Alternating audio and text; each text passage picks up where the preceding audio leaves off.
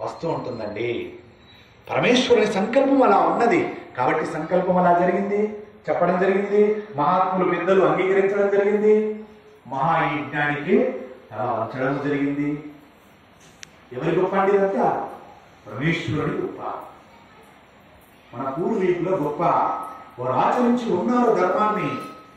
మా గుర్తుపెట్టుకోండి మీరు, మీ గరిషకుర్తి గ్రామం అనేటువంటిది గరిష అంటే అర్థం గిడ్డంగి. ఆ గిడ్డంగిలో ధాన్యాన్ని దాచిపెట్టేవాళ్ళు. చాలా మంది పొరపాటుగా ధాన్యం ఉన్నారు. మీ గ్రామం వాళ్ళు ధాన్యాన్ని దాచిపెట్టిందండి. మహానిధి, భక్తి అనే నిధిని దాచిపెట్టారు దాంట్లో. అందుకే శ్రీమన్నారాయణుడు సంతోషించి స్వయంగా వెలిచాడండి మీ గ్రామంలో. అందులో శిల ఉందే, పడగలతో కూడుకున్నటువంటి శిల ఉంది. ఆ శిలను తదేకంగా చూడండి, కదులుతుంటుందండి శిల. అది నేను గమనించాలి, నాకు దర్శనం చేయించారు మహాత్ములు. ఆ శిల పడగలు కదులుతాయండి. పాము పడగ విప్పు ఎలా ఉంటుంది, కదులుతూ ఉంటుందండి. అలా చిన్నగా కదులుతూ ఉంటుంది ఆ శిల. చాలా అద్భుతమైన క్షేత్రం అండి. కానీ మీ దురదృష్టం అది, మీరు వినియోగించుకోవట్లేదు. మీ యొక్క వెంకటేశ్వర ఆలయాన్ని మీరు వినియోగించుకోవట్లేదు.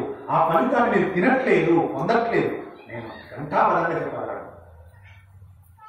ఆ మానీతో కూడా చెప్పాను, ఆ చైర్మన్తో కూడా చెప్పాను. వెంకటేశ్వర ఆలయం చైర్మన్ ఎందుకు వినియోగించుకోవట్లేదు? వెళ్తున్నారు, బయట వాళ్ళు గొప్పగా చెప్పుకుంటున్నారు. ఏమని? మా ఊర్లో స్వయంభూ వెంకటేశ్వర స్వామి ఉన్నదని టెంపుల్, ఆ టెంపుల్లో